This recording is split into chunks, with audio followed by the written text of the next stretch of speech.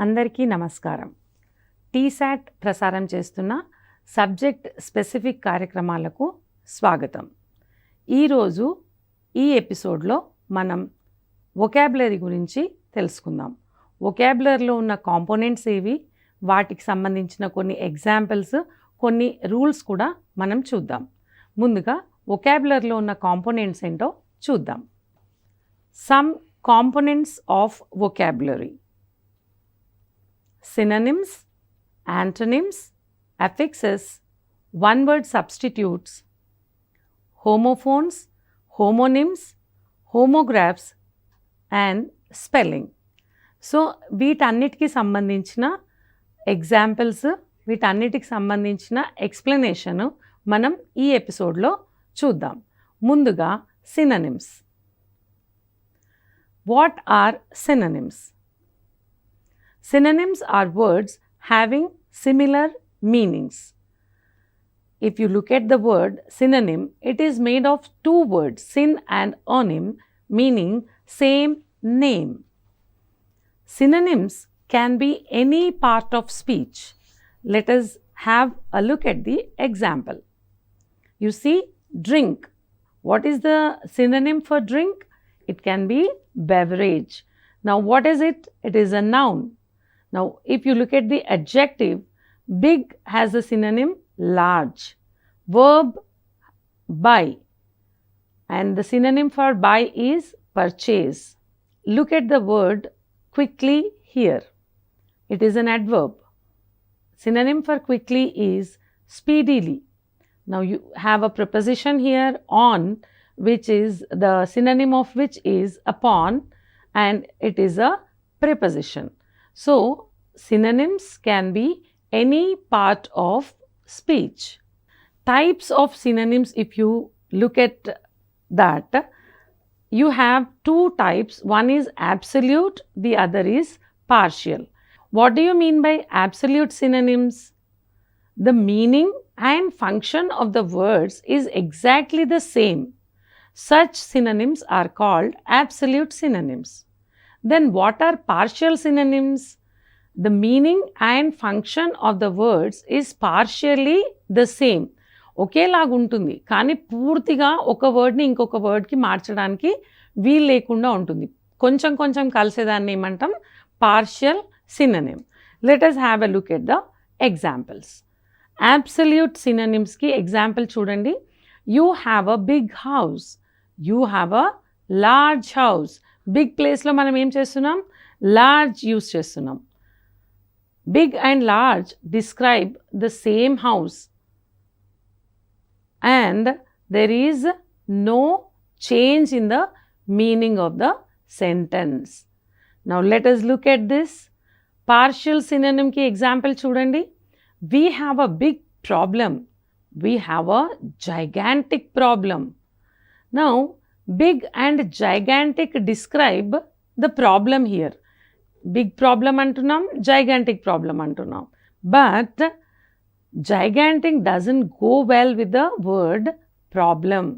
Problem అనే వర్డ్తో gigantic అనేది కరెక్ట్గా వెళ్ళట్లేదు. అంటే ఈ రెండు కూడా సినానిమ్స్ అయినప్పటికీ అబ్సల్యూట్ సినానిమ్స్ కావు.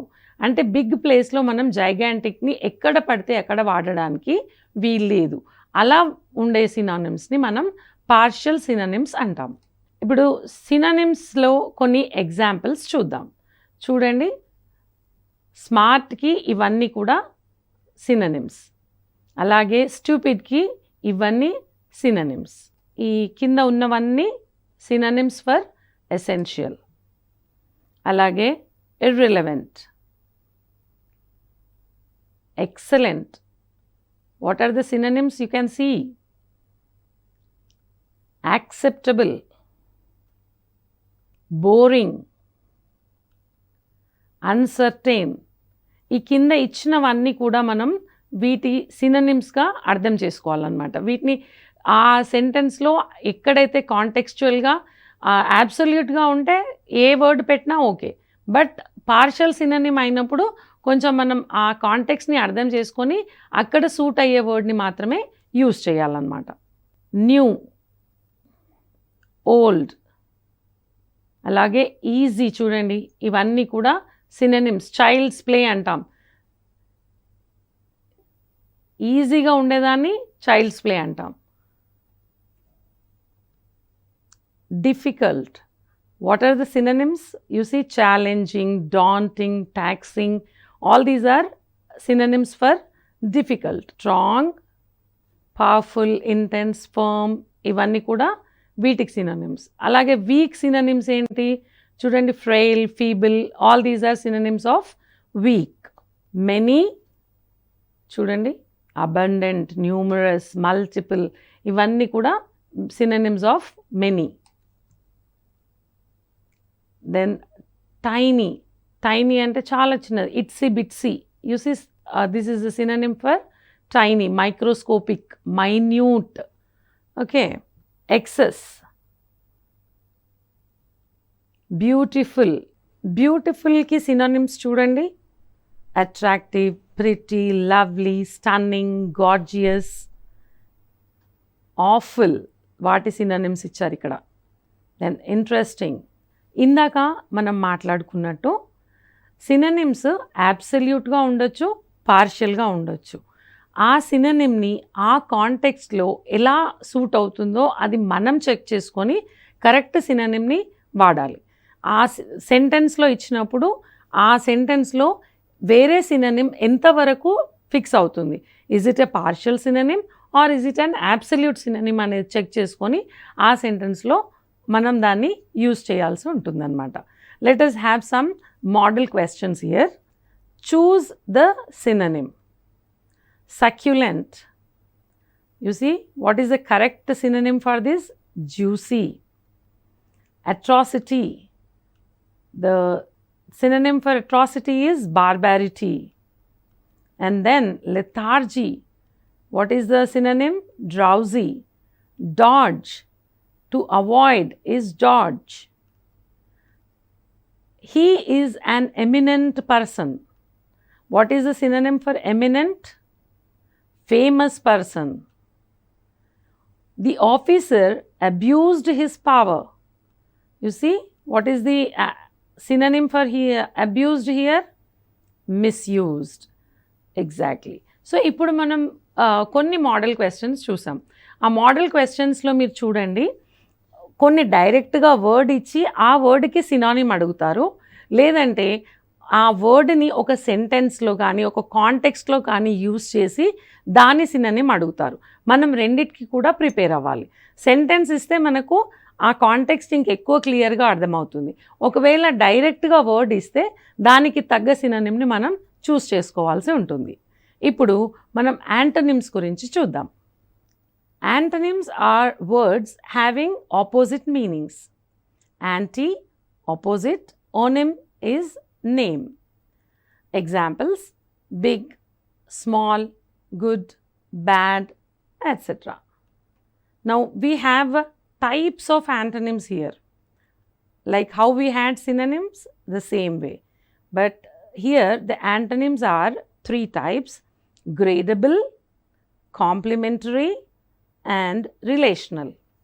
Now you see the examples for gradable: hot, cold. Now if you look at this example, there could be a medium one here. It could be a warm thing. Okay, so gradable ante enti చూడండి, hot అంటే extreme hot, cold అంటే ఇది చల్లగా అని అర్థం. So ఈ రెండిటి మధ్యలో కూడా ఏవైనా మధ్యలో రావడానికి అవకాశం ఉంది.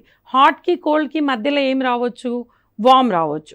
సో అట్లాంటప్పుడు మనం దాన్ని గ్రేడబుల్ యాంటనిమ్స్ అంటాం. అంటే ఒకటి కంటే వాటికి గ్రేడ్ అనేది వాటికి ఎక్కువ ఉన్నప్పుడు దాన్ని గ్రేడబుల్ యాంటనిమ్స్ అంటాం.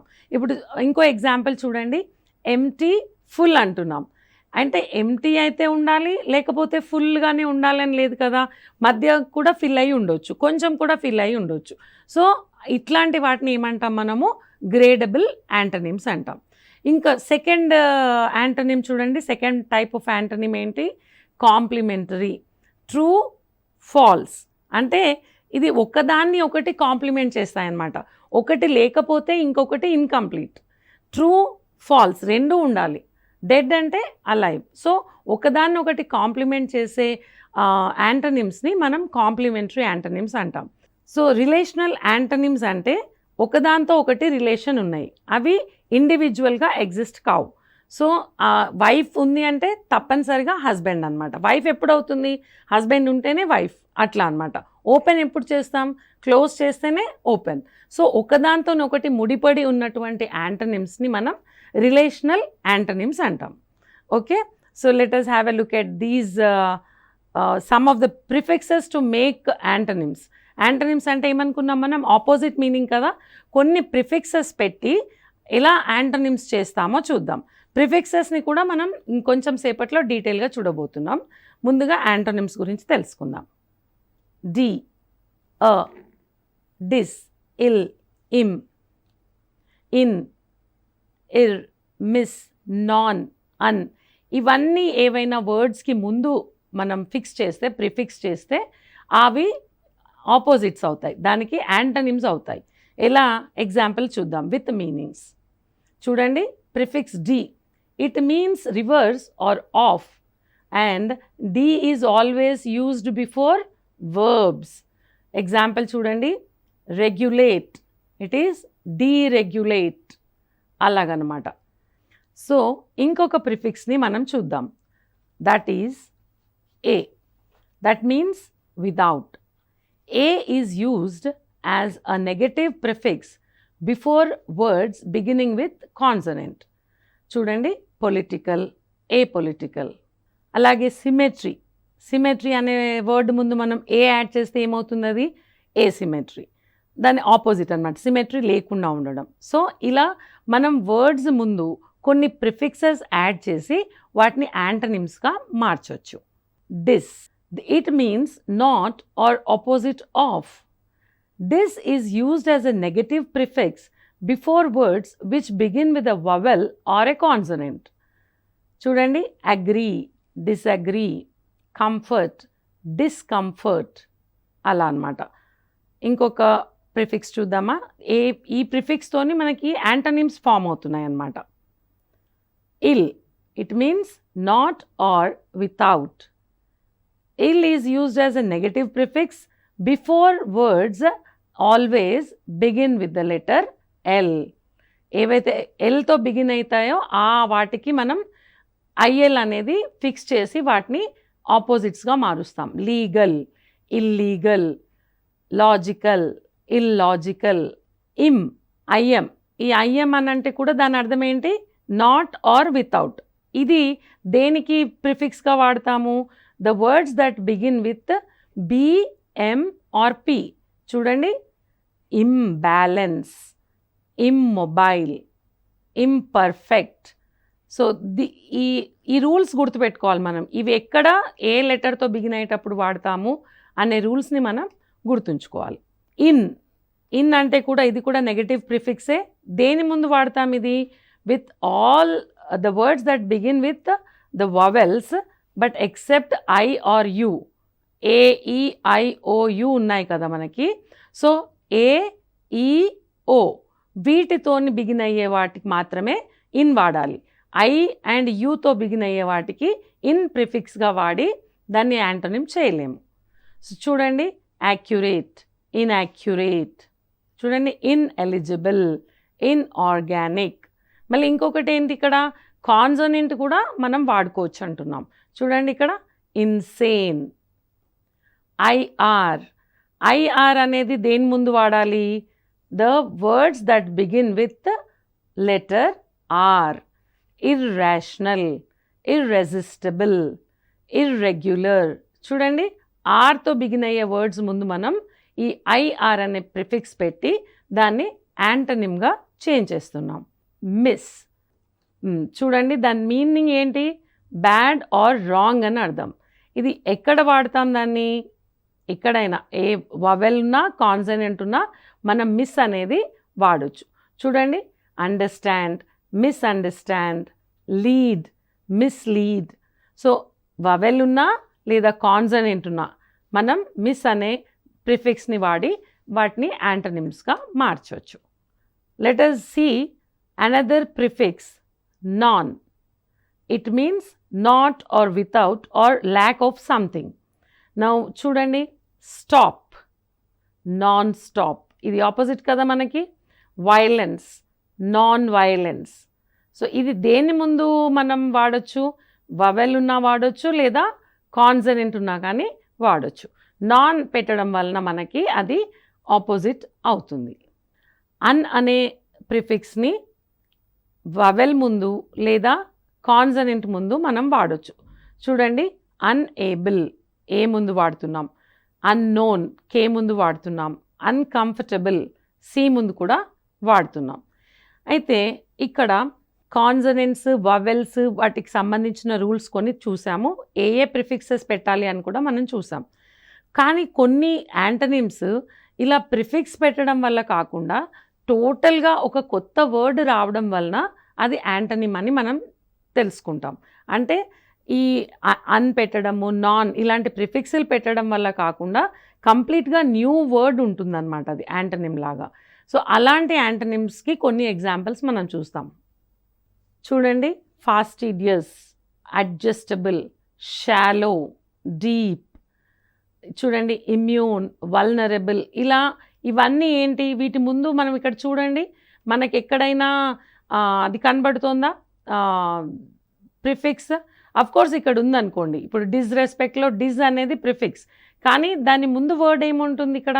రెస్పెక్ట్, డిస్రెస్పెక్ట్ వరకు ఓకే, బట్ ఇక్కడ వెనరేషన్ ఉంది. వెనరేషన్ అంటే కూడా రెస్పెక్టే. మరి దాని యాంటోనిమ్ ఏంటి? టోటల్గా డిఫరెంట్గా డిస్రెస్పెక్ట్ అని వస్తుంది. ఓకే, ఇప్పుడు అలాగే చూడండి మీరు, వేగ్, క్లియర్, ఇది టోటల్గా డిఫరెంట్ వర్డ్స్ అన్నమాట ఇవి. సో ఇర్రెగ్యులర్ యాంటనిమ్స్లో మనం వేరే ఒక ప్రిఫిక్స్ పెట్టి వాటిని యాంటనిమ్స్గా మార్చడం కాకుండా డైరెక్ట్గా కొత్త వర్డే యాంటనిమ్గా ఉంటుంది. చూడండి, ఇంకొన్ని ఎగ్జాంపుల్స్ ఉన్నాయి ఇవి. Now let us have a look at some sample questions. The water in the tank is deep. What is the opposite of deep? ఇందాకే అనుకున్నాం, shallow. It was a mild earthquake. చూడండి, strong. It is a fertile land. What is the opposite of fertile? Barren. It's a trivial matter. Look at the answer here. Yes. He was polite in his behavior. P తో start అయ్యేదానికి ఏమొస్తుంది అనుకున్నాం ఇందాక రూల్స్లో? Impolite. It was a wise remark. ఇక్కడ కొత్త word మనం ఆపోజిట్గా చూస్తున్నాం, ఫూలిష్. ఫెంటాస్టిక్కి ఆపోజిట్ ఏంటి? చూడండి, ఆర్డినరీ. ఇక్కడ ఈ వర్డ్స్ అన్నీ ఏంటి? డైరెక్ట్గా మనకు వర్డ్స్ ఇచ్చారు, ఇంతకుముందు మనకి కాంటెక్స్చువల్గా వచ్చినాయి. చూడండి, ఇంకొన్ని ఎగ్జాంపుల్స్ చూద్దాం ఇట్లాగా. ఎస్, ఇవన్నీ కూడా ఆపోజిట్స్ని సెలెక్ట్ చేయడం అన్నమాట. చూడండి, హార్మనీ, డిజగ్రిమెంట్, పర్పస్లీ, అన్ఇంటెన్షనల్లీ, అలాగా.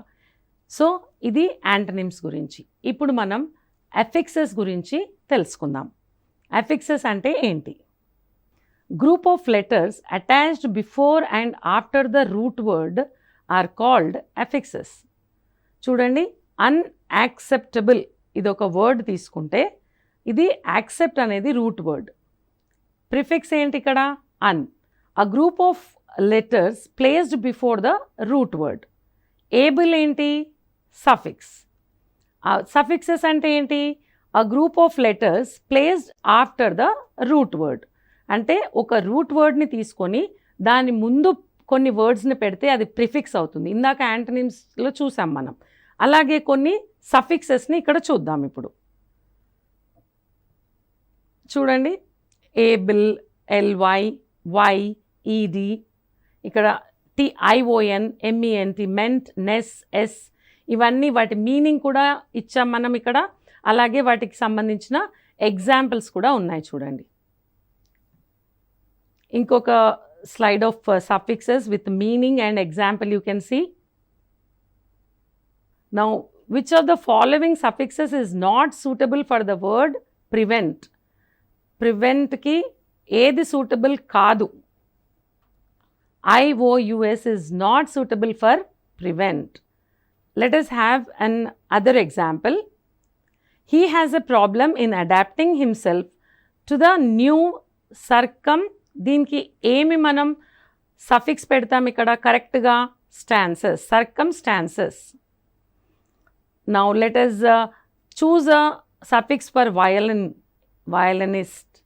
Now స్కాలర్కి ఏమొస్తుంది అలాగా? స్కాలర్షిప్. మనం ప్రిఫిక్సెస్ తోని యాంటనిమ్స్ ఎలా చేయాలో చూసాము. ఇప్పుడు ఇంకొన్ని ప్రిఫిక్సెస్ని వాటి మీనింగ్ మరియు వాటి ఎగ్జాంపుల్స్తో చూద్దాం. చూడండి, ఈ స్లైడ్లో మనకి ప్రిఫిక్స్, మీనింగ్, ఎగ్జాంపుల్స్ ఉన్నాయి. సూటబుల్ ప్రిఫిక్స్ని మనం ఇప్పుడు కొన్ని ఎగ్జాంపుల్స్లో చూస్ చేద్దాం. చూడండి, ఇవన్నీ కూడా వాటికి కరెక్ట్గా సూట్ అయ్యే ప్రిఫిక్స్లు అన్నమాట. అవి ఏవి కరెక్ట్గా సూట్ అవుతున్నాయో అవి చూసి మనం వాటిని సెలెక్ట్ చేస్తాం. సో ఇప్పటి వరకు మనం సినోనిమ్స్ అండ్ యాంటనిమ్స్ గురించి తెలుసుకున్నాం. ఇప్పుడు స్పెల్లింగ్ గురించి కొంచెం తెలుసుకునే ప్రయత్నం చేద్దాం. స్పెల్లింగ్ రూల్స్ వచ్చేసి, ఒకటి, యూ ఫాలోస్ క్యూ. చూడండి ఎగ్జాంపుల్స్లో క్యూ తర్వాత ఏముంది? యూ. స్పెల్లింగ్ రాసేటప్పుడు, స్పెల్లింగ్ చెక్ చేసుకునేటప్పుడు ఇది గుర్తుపెట్టుకోవాలి. ఇంకొక రూల్ వచ్చేసి, after S, Z, SH, CH, X వాటితోని ఎండ్ అయ్యే పదాలను ప్లూరలైజ్ చేస్తుంటే వాటి తర్వాత మనం ఈఎస్ యాడ్ చేయాలి. ఎగ్జాంపుల్స్ చూడండి. అలాగే ప్లూరల్ ఫామ్ అవుతున్నప్పుడు కొన్ని వర్డ్స్ ఎస్ యూస్ చేస్తాయి. Cow becomes cows, car becomes cars, అట్లా. ఇప్పుడు చూడండి, కొన్ని ఎక్సెప్షన్స్ కూడా ఉంటాయి ప్రతి రూల్కి. ఇప్పుడు ఫిష్, షీప్ ఇవి ప్లూరల్ ఫామ్లో కూడా అలాగే ఉంటాయి. వాటికి ఎస్ కానీ ఏమి యాడ్ చేయాల్సిన అది ఉండదు. ఫిష్ అనేది సింగులర్ అయినా ఫిషే, ప్లూరల్ అయినా ఫిషే. ఇప్పుడు ఇంకొక స్పెల్లింగ్కి సంబంధించిన ఇంకొక రూల్ చూద్దాం. Changing Y to an I before adding suffixes beginning with E. చూడండి, వైని రీప్లేస్ చేసి ఐ పెట్టి ఈడీ పెడుతున్నాం, క్రైడ్. అలాగే మిగతా ఎగ్జాంపుల్స్. ఇంకొకటి చూడండి, do not change the Y into I when adding the suffix ing. Ing add చేసేటప్పుడు మనం దాన్ని వైని తీసేయొద్దు, క్రయింగ్. కొన్ని ఇంతవరకు మనం స్పెల్లింగ్కి సంబంధించిన రూల్స్ చూసాము. ఇలా చాలా రూల్స్ ఉంటాయి, మీరు వాటిని స్టడీ చేయండి. కొన్ని కామన్ స్పెల్లింగ్ మిస్టేక్స్ స్లైడ్ మీద చూడండి. ఇవి చాలా కామన్గా మనం మిస్టేక్స్ చేస్తూ ఉంటాం. వీటిని గుర్తుపెట్టుకొని ఆ స్పెల్లింగ్స్ కొంచెం ప్రాక్టీస్ చేయాల్సి ఉంటుంది. అలాగే కొన్ని శాంపిల్ క్వశ్చన్స్ కూడా చూస్తే మనం దాంట్లో కరెక్ట్ స్పెల్లింగ్ రావడం. ఇప్పుడు 40 అనేది చాలామంది FOURTY రాస్తారు, but actually it is FORTY. So ఇలాంటి స్పెల్లింగ్ మిస్టేక్స్ ఏవైతే ఉంటాయో వాటిని మనం ఓన్లీ ఆన్ ప్రాక్టీస్ మనం చేసుకోగలుగుతాం. సో ఇక్కడ మనం ఇంకొక ఇంపార్టెంట్ కాన్సెప్ట్లోకి మనం ఎంటర్ అవ్వబోతున్నాం. అదేంటంటే హోమోఫోన్స్, హోమోనిమ్స్ అండ్ హోమోగ్రాఫ్స్. చూడండి, దాని డిఫరెన్స్ మనం ఒక టేబుల్లోనే చూపించుకోగలుగుతున్నాం. హోమోఫోన్స్కి సంబంధించి స్పెల్లింగ్ డిఫరెంట్గా ఉంటుంది, బట్ సౌండ్ సేమ్ ఉంటుంది. ఎగ్జాంపుల్స్ వచ్చేసి బర్త్, బర్త్, సైట్, సైట్. ఇక్కడ మీనింగ్ చూస్తే మనకు డిఫరెంట్గా ఉన్నట్టుగా తెలుస్తుంది. అలాగే హోమోనిమ్స్ చూడండి, వాటి స్పెల్లింగ్ సేమ్ ఉంటుంది, సౌండ్ కూడా సేమ్ ఉంటుంది, కానీ మీనింగ్ డిఫరెంట్ ఉంటుంది. Right, right. ఇది ఒక రైట్ని సైడ్ లాగా తీసుకుంటే ఇంకో రైట్ హక్కు అని మాట్లాడవచ్చు. ఇప్పుడు బ్యాట్, బ్యాట్. ఒక బ్యాట్ ఏమో యానిమల్, ఇంకో బ్యాట్ ఆడుకునే బ్యాట్, అలాగనమాట. అలాగే హోమోగ్రాఫ్స్ని చూడండి, వాటిలో స్పెల్లింగ్ సేమ్ ఉంటుంది, బట్ సౌండ్ డిఫరెంట్గా ఉంటుంది, మీనింగ్ కూడా డిఫరెంట్గా ఉంటుంది. ఎగ్జాంపుల్ చూడండి, దీన్ని లీడ్ అని చదువుతాం, దీన్ని లెడ్ అని చదువుతాం. లీడ్ అంటే మీనింగ్ వేరే, లెడ్ అంటే మీనింగ్ వేరే. ఓకే, సో అలా మనం ఈ హోమోఫోన్స్, హోమోనిమ్స్, హోమోగ్రాఫ్స్ వాటిని ఐడెంటిఫై చేయాలన్నమాట.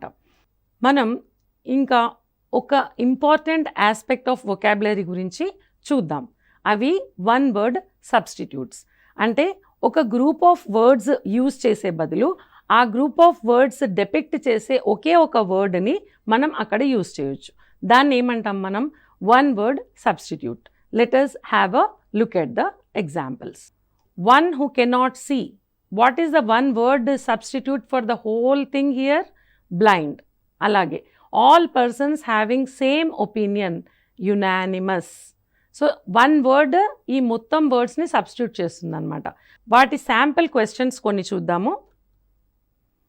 List of names of books. దాన్ని ఏమంటాం మనం? క్యాటలాగ్. అలాగే ఫ్లెష్ ఈటింగ్ యానిమల్ ఏమంటాము? కార్నివోర్. అలాగే something that doesn't catch fire. What is the word for this? It is incombustible. A person who expects or is excessively ready to accept failure. అలాంటి persons ఏమంటాం? Defeatist. What is the single word for science of vital and social statistics? It is demography. Let us have this one who studies the science of mind is a psychologist. Now the life story of a person written by himself or herself. What is it? It is autobiography. Then something that cannot be avoided. What is one word for this whole thing? It is inevitable. Now you see, an inscription on a tombstone in the memory. You call it as epitaph. So వొకాబులరీలో ఉన్న different components అన్నమాట ఇవి. మనం ఈరోజు synonyms, antonyms, prefixes, suffixes, one word substitutes ఇలాంటివి చూసాం. ఇవి బాగా study చేస్తేనే మీకు లాంగ్వేజ్పై పట్టు వస్తుంది. దాని తర్వాత కాంప్రహెన్షన్ అలాంటివి డెవలప్ అవుతాయి. వొకాబులరీ మీద పట్టు సాధించడానికి మీరు ఈ ఎక్సర్సైజెస్ చేస్తూ ఉండండి, బాగా చదువుతూ ఉండండి. అప్పుడే వీటి మీద మీకు మంచి అవగాహన వస్తుంది. నేను ఇంకొక ఎపిసోడ్లో మళ్ళీ కలుస్తాను. అంతవరకు సెలవు.